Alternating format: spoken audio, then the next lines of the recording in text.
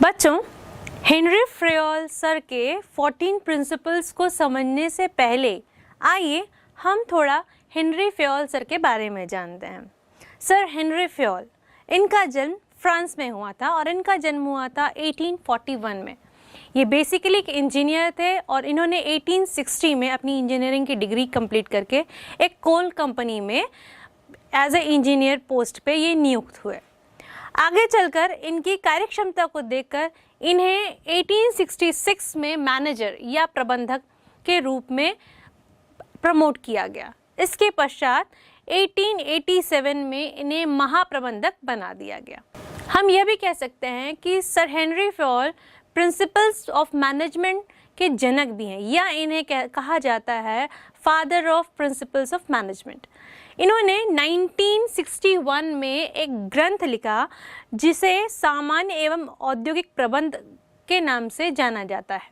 इसके बाद अगर हम देखें तो इन्होंने जो योगदान दिए हैं हम उनके बारे में जानें तो इनके 3 योगदान हैं। पहला योगदान, इन्होंने तकनीकी एवं प्रबंधकीय कौशल के बीच के अंतर को समझाया।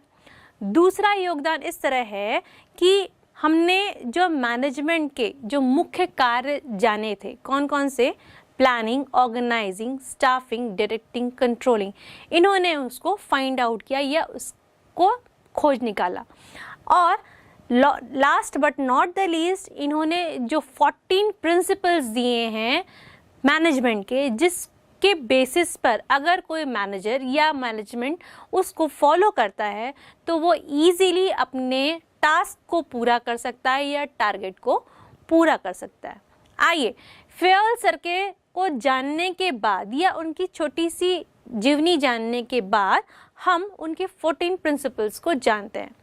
14 प्रिंसिपल्स में से जो पहला प्रिंसिपल है, सर का पहला प्रिंसिपल है कार्य विभाजन का सिद्धांत, अर्थात प्रिंसिपल ऑफ वर्क डिवीजन।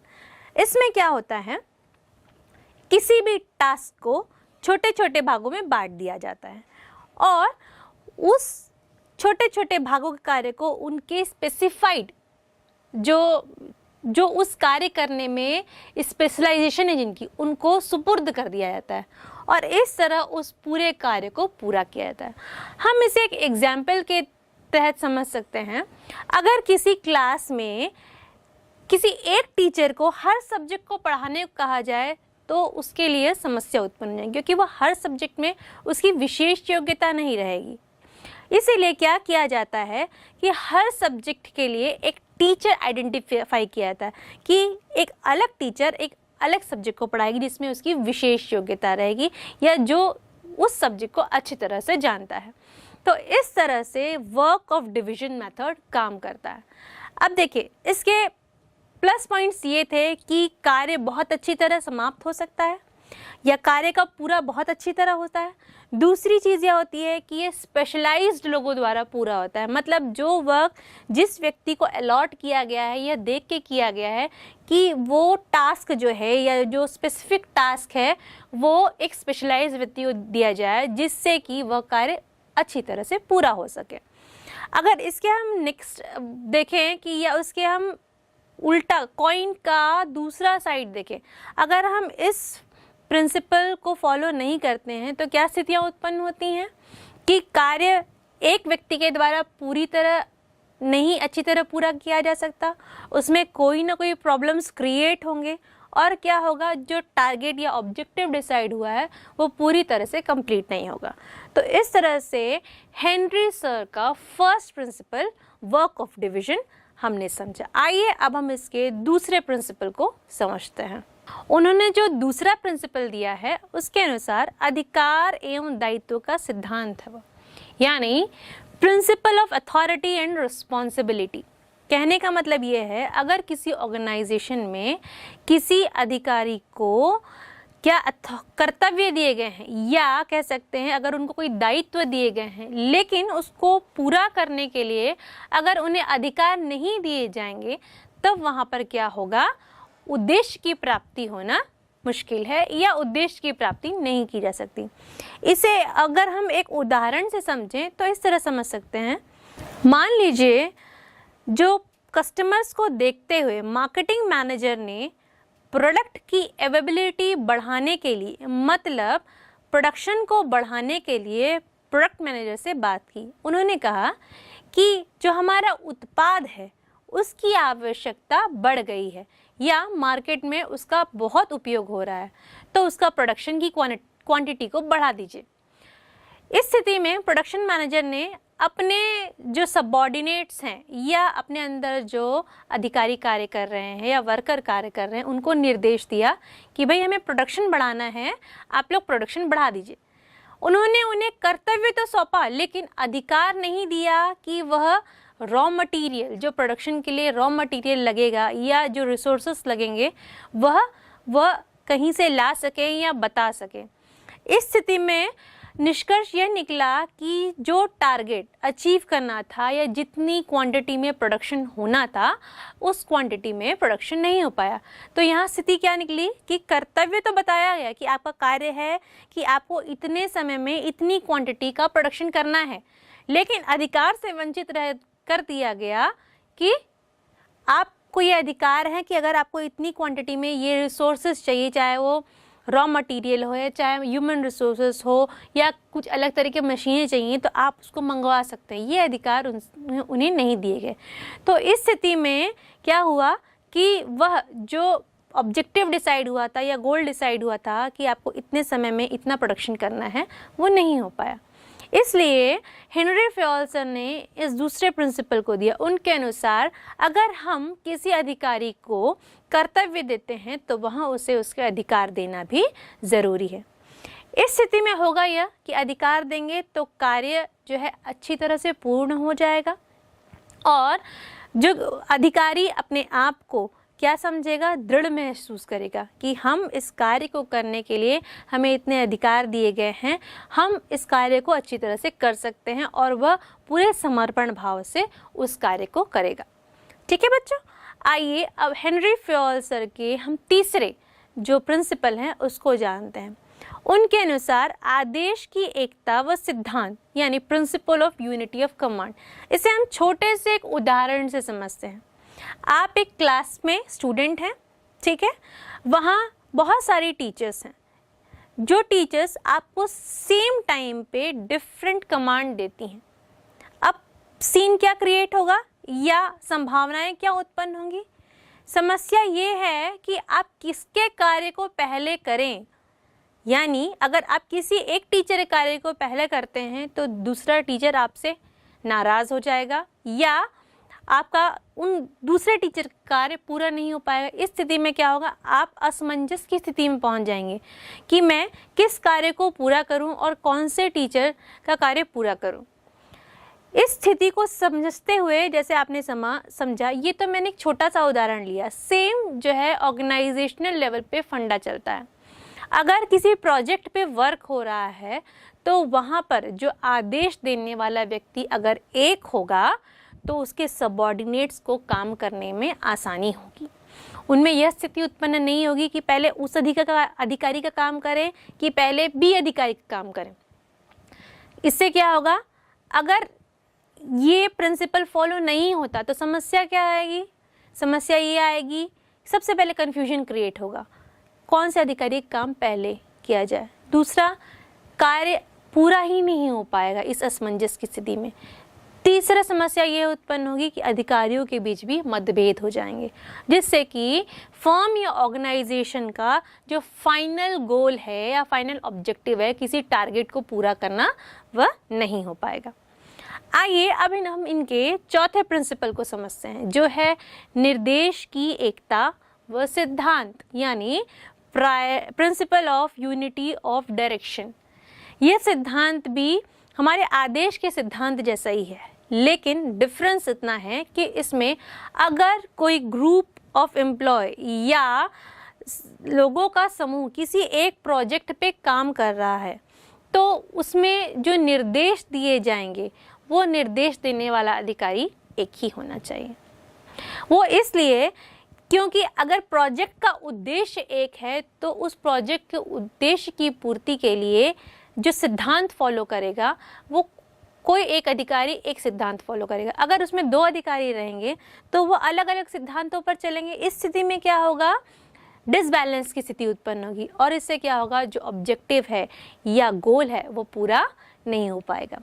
बच्चों, थर्ड प्रिंसिपल यानी आदेश की एकता व सिद्धांत और चौथा प्रिंसिपल निर्देश की एकता व सिद्धांत यानी principle of unity of direction को समझने के बाद आइए हम इन दोनों के बीच के अंतर को समझते हैं। बच्चों, आइए अब हम आदेश की एकता और निर्देश की एकता दोनों के बीच अंतर को निम्नलिखित आधार के बेसिस पे समझते हैं। पहला आधार है अर्थ अर्थात मीनिंग। आदेश की एकता का अर्थ क्या है?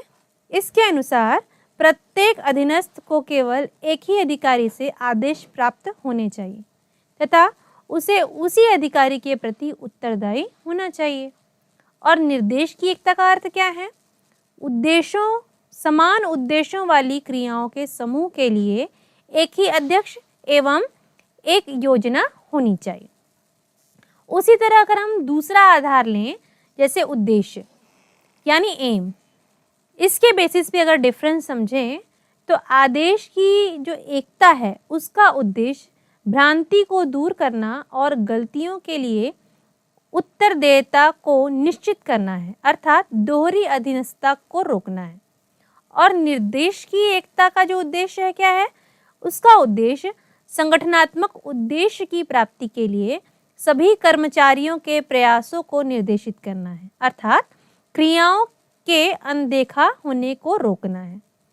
तीसरा बिंदु लेते हैं या तीसरा बेसिस लेते हैं महत्व यानी सिग्निफिकेंस। इसमें आदेश की एकता में महत्व को समझते हैं। इसके अनुसार यह कुशलता को बढ़ाता है और संगठन में सामंजस्य तथा अनुशासन लाता है। और निर्देश की एकता में क्रियाओं में एक रूपता एवं समन्वय लाता है। चौथा है अंतर प्रभाव यानी इम्प्लीकेशंस। इसमें आदेश की एकता में समझें तो इससे कर्मचारी व्यक्तिगत रूप से प्रभावित होते हैं और निर्देश की एकता में इससे पूरा संगठन प्रभावित होता है। तो बच्चों, इससे हमने आदेश की एकता और निर्देश की एकता में अंतर को समझा। अंतर को जानने के बाद आइए अब हम इनके पांचवे जो प्रिंसिपल हैं उनको समझते हैं। पांचवा प्रिंसिपल है अनुशासन का सिद्धांत यानी प्रिंसिपल ऑफ डिसिप्लिन। जैसे आप स्कूल जाते हैं, आप एज ए स्टूडेंट आपका डिसिप्लिन में होना बहुत ज़रूरी है, वैसे ही एक ऑर्गेनाइजेशन में हर एक एम्प्लॉय का डिसिप्लिन में होना ज़रूरी है। एक दूसरे के प्रति आदर का भाव, एक दूसरे के प्रति प्रेम भाव और हर किसी के कार्य को महत्व देने का भाव होना ज़रूरी है। तो यहाँ पर अनुशासन का सिद्धांत सर हेनरी फेयोल ने दिया। इसके बाद अगर हम छठवें सिद्धांत की तरफ आएँ तो छठवां सिद्धांत इस तरह से है कि सामूहिक हितों की प्राथमिकता का सिद्धांत यानी principle of priority of group interest. मतलब किसी एक व्यक्ति को महत्व न देते हुए पूरे ग्रुप को यानी जितने लोग एक कार्य को करने में सम्मिलित हैं उन सब के हितों को ध्यान में रखते हुए कोई भी डिसीजन लेना या किसी भी तरह की मदद करना या किसी भी तरह का कोई भी स्टेप लेना हम कह सकते हैं। इसमें सिचुएशन इस तरह से क्रिएट होती है कि अगर इस सिद्धांत को फॉलो नहीं किया गया तो सिनेरियो क्या होगा, इसमें मानवता का हनन होगा। दूसरा ये होगा कि ईर्ष्या की भावना जनरेट होगी। तीसरा यह होगा कि लोगों में समर्पण भाव से काम करने की इच्छा खत्म हो जाएगी। वो इसलिए होगी क्योंकि जब वह देखेंगे कि एक ही तरह के कार्य करने पर अपने साथी को अलग व्यवहार किया जा रहा है और उनके साथ अलग व्यवहार किया जा रहा है, इस स्थिति में उनका फर्म या ऑर्गेनाइजेशन के प्रति जो समर्पण का भाव है वो खत्म हो जाएगा। इन सभी स्थितियों से बचने के लिए किसी भी ऑर्गेनाइजेशन को हमारे छठवें सिद्धांत या हेनरी फेयोल सर के छठवें सिद्धांत का पालन करना आवश्यक है। आइए अब हम हेनरी फेयोल सर के 7th प्रिंसिपल की ओर चलते हैं जो कि है कर्मचारियों के पारिश्रमिक का सिद्धांत यानी principle of remuneration of personal. देखिए बच्चों, जैसा कि हम जानते हैं कि प्रत्येक व्यक्ति अगर किसी फर्म में या किसी ऑर्गेनाइजेशन में जुड़ा है और वहाँ कार्य कर रहा है तो वह कहीं ना कहीं एक्सपेक्ट करता है कि उसको एक हैंडसम रेम्यूनरेशन मिलेगा, यानी अच्छी सैलरी मिलेगी उसकी योग्यता के अनुसार। ठीक है, अगर उसे उसकी योग्यता के अनुसार अच्छी सैलरी मिलती है तो इस स्थिति में प्लस पॉइंट क्या होगा कि वह क्या होगा, सबसे पहले सेटिस्फाइड होगा, यानी वह एक संतुष्टि का अनुभव करेगा। दूसरी चीज़ क्या होगी, वह अपने कार्य को मन लगा कर करेगा जिससे कि वह ऑर्गेनाइजेशन के गोल को प्राप्त कर सके या जो टारगेट उसे दिया गया है उसे प्राप्त कर सके। तीसरी स्थिति यह होगी कि वह अपने ऑर्गेनाइजेशन के प्रति समर्पण भाव से काम करेगा क्योंकि वह अपने ऑर्गेनाइजेशन से खुश है। अगर देखा जाए, अगर हम इस सिद्धांत का या कोई ऑर्गेनाइजेशन अगर इस सिद्धांत को फॉलो नहीं करता है तो उन्हें इन समस्याओं का सामना करना पड़ता है। उनको समस्याएं आती हैं कि क्या होता है, जो अच्छे एम्प्लॉयज़ हैं वो तुरंत क्या करते हैं, वो दूसरे ऑर्गेनाइजेशन की तरफ स्विच कर जाते हैं जहां उन्हें अच्छा रेम्यूनरेशन मिल रहा है या जहां उन्हें अच्छी सैलरी मिल रही है। दूसरी समस्या क्या आती है, उससे होता यह है कि उस संस्था या उस ऑर्गेनाइजेशन का नाम भी खराब होता है कि भाई अब इस ऑर्गेनाइजेशन में प्रॉपर ये सारी फैसिलिटीज़ नहीं है या प्रॉपर रेम्यूनरेशन जो प्रिंसिपल्स या स्कीम्स नहीं चल रही, जिस वजह से यहाँ के जो एम्प्लॉयज़ है वो अनसेटिस्फाइड है। इससे क्या होगा, उनका जो मार्केट वैल्यू है वो ख़राब होता है और मार्केट में जैसे ही फर्म का वैल्यू ख़राब होगा उससे होगा ये कि उनके प्रोडक्ट के मार्केटिंग स्ट्रैटेजी या उनके प्रोडक्ट के कंजम्पशन पे भी इसका असर पड़ सकता है। तो बच्चों, इससे हमने ये समझा कि कर्मचारियों के पारिश्रमिक का सिद्धांत फॉलो करना कितना ज़रूरी है। बच्चों, आइए अब हम हेनरी फ्योल्सर के अगले प्रिंसिपल यानी 8th प्रिंसिपल की ओर बढ़ते हैं। इस प्रिंसिपल में केंद्रीकरण व विकेंद्रीकरण का सिद्धांत इन्होंने माना है, यानी इसको इंग्लिश में कहते हैं principle of centralisation and decentralisation. इसको अब हम इस तरह से समझ सकते हैं, टॉप लेवल के अधिकारियों में जो अधिकार हैं पूरी तरह दे दिए गए, मतलब केंद्रीकरण, और विकेंद्रीकरण मतलब प्रबंध में सभी स्तरों पर अधिकारों का वितरण करना। अगर ये दोनों ही प्रॉपर होगा या सही तरीके से कार्य होगा तो उससे जो होगा ऑर्गेनाइजेशन के उद्देश्यों की प्राप्ति आसानी से की जा सकती है या अच्छी तरह की जा सकती है। अगर इस सिद्धांत को फॉलो नहीं किया जाए तो हम इससे होने वाले प्रॉब्लम्स को समझते हैं। अगर पूरी तरह से कोई ऑर्गेनाइजेशन केंद्रीकृत है या कह सकते हैं सेंट्रलाइज्ड है, उस स्थिति में क्या होगा, या विकेंद्रीकृत है, दोनों ही स्थितियों में क्या होगा, जो अधिकारी या अधीनस्थ अधिकारी दोनों ही स्थितियों में उन पर कार्य का बोझ बढ़ जाएगा। दूसरी चीज़, अगर केंद्रीकृत है या सेंट्रलाइज्ड है तो क्या होगा, इसमें जो टॉप लेवल अथॉरिटीज़ है या टॉप लेवल के जो अधिकारी हैं वो अपने पावर्स को मिसयूज़ भी कर सकते हैं। तीसरी चीज़ क्या होगा, इस तरह के कार्य होने से जो अधीनस्थ हैं या सबऑर्डिनेट्स हैं उनमें क्या होगा, उनमें समर्पण की भावना की कमी आ जाएगी। तो एट द एंड हम इस प्रिंसिपल पे कह सकते हैं कि मैनेजमेंट में सेंट्रलाइजेशन और डिसेंट्रलाइजेशन प्रॉपर वे में अगर फॉलो होता है तो इस स्थिति में जो ऑब्जेक्टिव डिसाइड किए गए हैं ऑर्गेनाइजेशन के लिए उसे हम अचीव कर सकते हैं। आइए अब हम इसके 9th प्रिंसिपल की ओर बढ़ते हैं। 9th प्रिंसिपल है सोपान या संपर्क श्रृंखला का सिद्धांत, जिसे प्रिंसिपल ऑफ स्केलर चेन कहते हैं। हम इसे इस तरह समझते हैं, आप इस स्क्रीन पर एक ट्रायंगल देख रहे हैं, इसमें कुछ बिंदु अंकित हैं। यह एक ऑर्गेनाइजेशन के डिपार्टमेंट का ट्रायंगल है। मान लीजिए इस ट्रायंगल में जो A, B, C, D, E, F, G, H, I, J, K ये जो हैं अधिकारी बैठे हुए हैं, ठीक है। मान लीजिए अब D अधिकारी को I अधिकारी से कुछ काम है, तो पहले की स्थिति में कैसा होता था कि जो D अधिकारी है वो अपनी बात को C से कहेगा, C B से कहेगा, B A से कहेगा, फिर ए जी तक पहुंचाएगा उसी बात को, फिर जी एच तक, और तब जाकर के वह आई तक बात पहुंचेगी। इससे क्या होगा, इससे कम्युनिकेशन का फ्लो जो है वो बिगड़ता है, पहली चीज़। दूसरा, जो ओरिजिनल मैसेज है, जो ओरिजिनल बात अधिकारी डी को अधिकारी आई से कहनी थी, वो क्या होगी, थोड़ी रूपांतरित हो जाएगी, तोड़ मरोड़ दी जाएगी अपने अनुसार।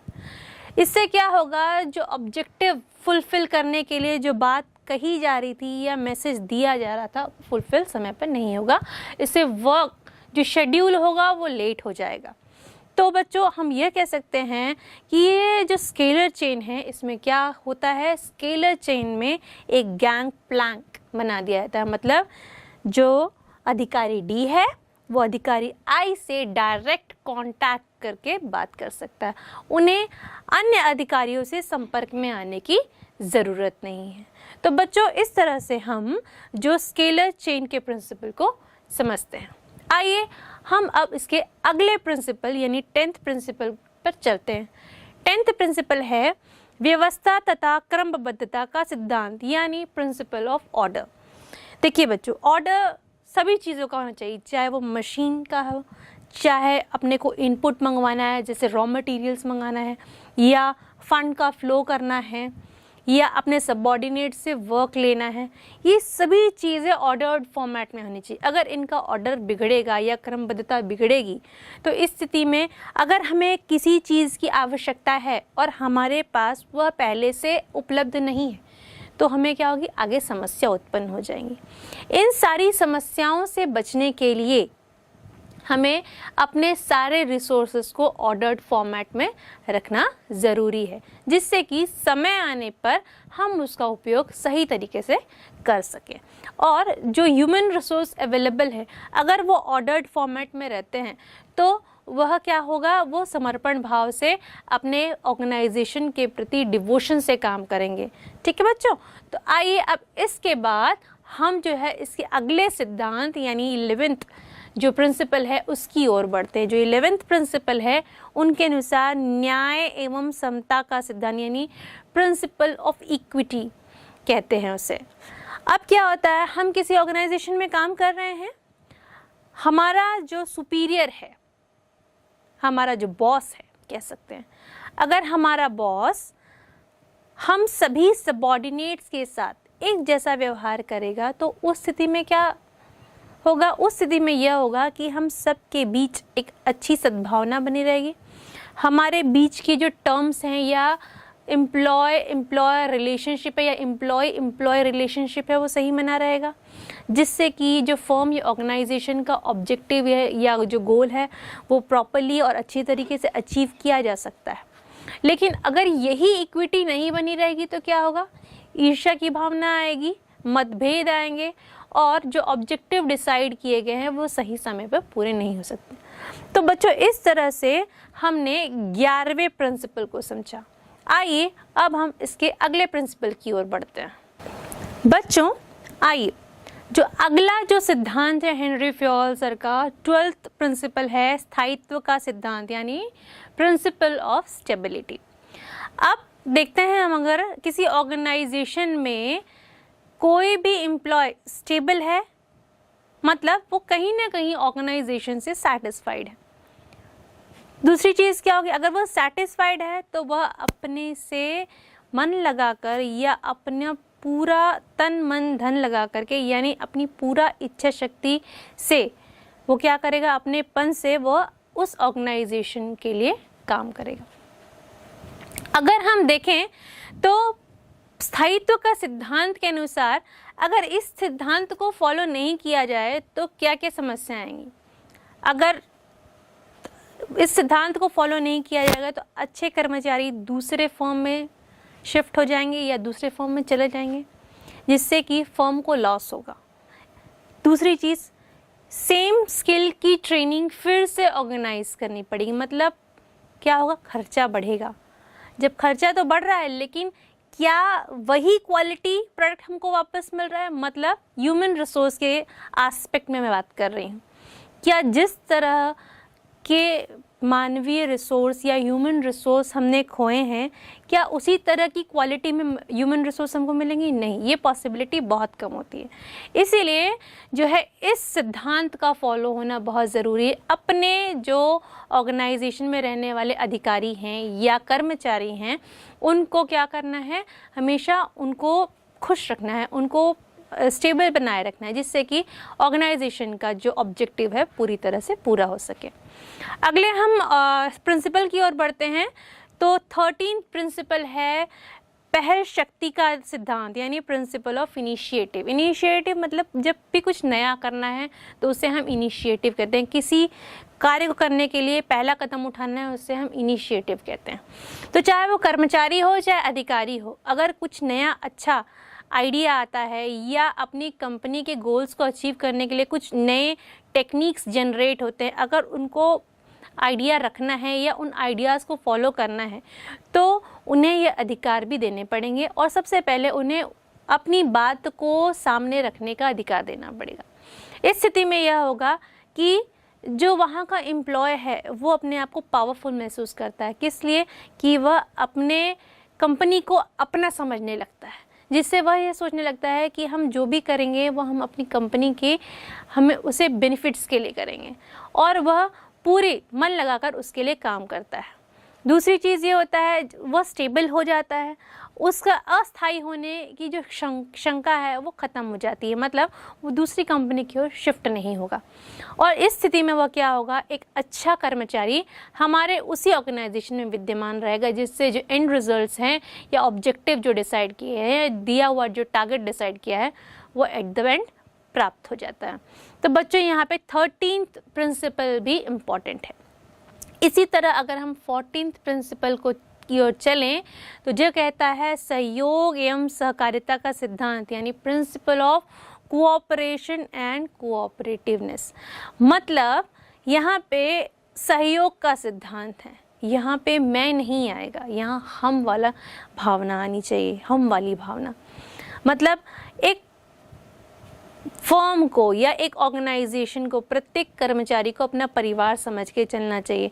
वहाँ केवल स्वयं के विकास के बारे में नहीं सोचना है, चाहे वो टॉप लेवल अधिकारी हो, चाहे वो मैनेजमेंट लेवल का अधिकारी हो या चाहे एक लोअर लेवल का अधिकारी हो। वहाँ सारे लोगों का विकास के बारे में या सभी लोगों के विकास के बारे में सोचना चाहिए, जिससे क्या होगा, जो समर्पण की भावना है ऑर्गेनाइजेशन के लिए वो बढ़ जाएगी। दूसरी चीज़ वो स्टेबिलिटी बढ़ जाएगी। तीसरी चीज़ कंपनी को फिर से ट्रेनिंग प्रोग्राम शेड्यूल कराने की ज़रूरत नहीं पड़ेगी, वहाँ कॉस्ट बचा सकती है कंपनी। और चौथी, एट द एंड जो मोस्ट इम्पॉर्टेंट फैक्टर होता है किसी कंपनी को रन करने के लिए, कि उसका जो डिसाइडेड गोल या ऑब्जेक्टिव है वो उसको दिए हुए टाइम पीरियड में फुलफिल करेगा।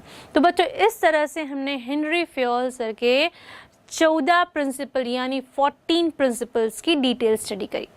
आइए अब हम इन सिद्धांतों का परंपरागत तथा आधुनिक प्रभाव जानते हैं। फेयोल के प्रबंध के 14 सिद्धांत प्रभावी हैं, परंतु इन सिद्धांतों का अर्थ बदल चुका है। निम्नलिखित सारणी फेयोल के प्रबंध सिद्धांतों के परंपरागत और वर्तमान प्रभावों में आए अंतर को दर्शाती है। बच्चों चलिए पहले जो सिद्धांत है कार्य विभाजन, उसका परंपरागत प्रभाव देखते हैं।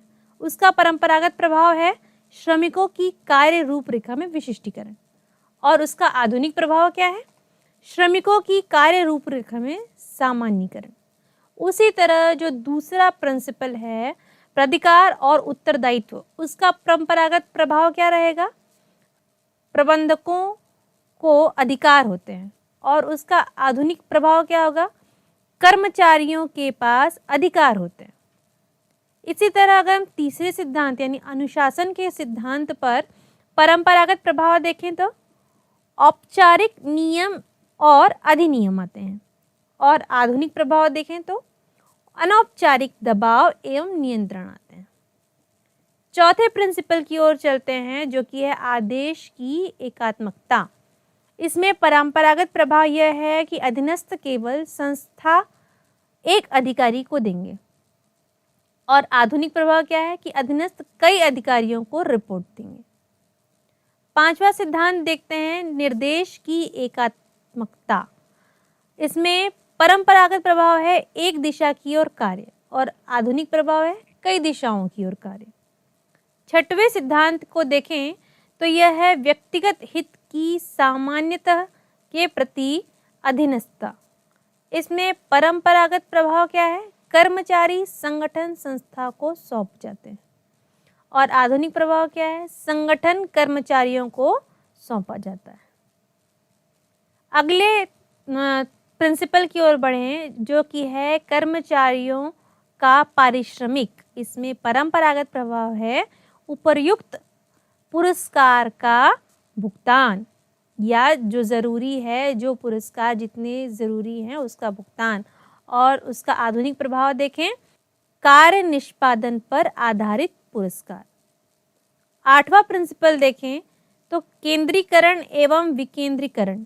इसमें परंपरागत प्रभाव है उच्च स्तर के हाथों में शक्ति का केंद्रीकरण, और इसका आधुनिक प्रभाव है शक्ति का वितरण समान रूप से प्रत्येक स्तर पर किया जाता है। 9वां अगर प्रिंसिपल देखें तो 9वां प्रिंसिपल है सोपान श्रृंखला। इसका परंपरागत प्रभाव है प्रत्येक स्तर से गुजरते हुए सूचना का एक और सरल प्रवाह, और इसका आधुनिक प्रभाव क्या है, मिथ्या और छोटा संप्रेषण। 10वें अगर हम चलें सिद्धांत की ओर तो यह है व्यवस्था। परंपरागत प्रभाव है तो नियंत्रण के लिए मनुष्यों और माल की क्रमबद्ध व्यवस्था, और आधुनिक प्रभाव समन्वय के लिए मनुष्यों और माल की क्रमबद्ध व्यवस्था। 11वां है समता। इसमें परंपरागत प्रभाव है कर्मचारियों के साथ न्याय संगत और दयालुता पूर्वक व्यवहार, और आधुनिक प्रभाव क्या है, स्वामित्व की भावना का विकास। 12वां प्रिंसिपल अगर देखें तो कार्यकाल में स्थायित्व। तो परंपरागत प्रभाव क्या होगा, इसमें कर्मचारियों को बने रहने के लिए उन्हें प्रशिक्षण देना, और आधुनिक प्रभाव होगा कर्मचारियों का लगातार प्रशिक्षण और विकास। तो बच्चों जैसे ही समय बदल रहा है, हमने देखा कि जो हमने सिद्धांत पढ़े 14 सिद्धांत, उनमें से 12 सिद्धांत में हमने परंपरागत प्रभाव और आधुनिक प्रभाव को पढ़ा। आइए अब हम आगे वैज्ञानिक प्रबंध या सिद्धांत एवं पद्धतियों को जानते हैं।